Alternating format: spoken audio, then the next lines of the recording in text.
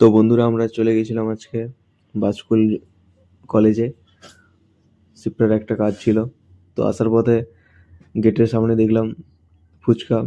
একটা পরিচিত দোকান থেকে একটু জল ফুচকা খেলাম। তারপর ভাই বলল যে দই ফুচকাও আছে, তো নতুন আইটেম। তো তারই প্রস্তুতি চলছিল। বেশ যত্ন সহকারে দই ফুচকাটা রেডি করছিল, আর সঙ্গে বলছিল তার কঠিন পরিশ্রমের কাহিনী। তো সব মিলিয়ে বেশ ভালোই লাগছিল।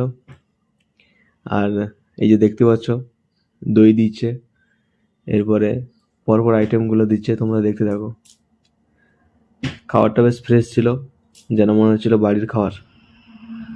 তারপর দিল কিছুটা জিরে গুঁড়ো, আর এরপর কিছুটা ঝুরি ভাজা, আর তারপর সামান্য টমেটো সস। তো খেতে দারুণ লাগছিল। ভিডিওটি যেটা দেখছো তারা যদি কাছাকাছি কেউ হয়ে থাকো, অবশ্যই খাবারটা টেস্ট করতে পারো।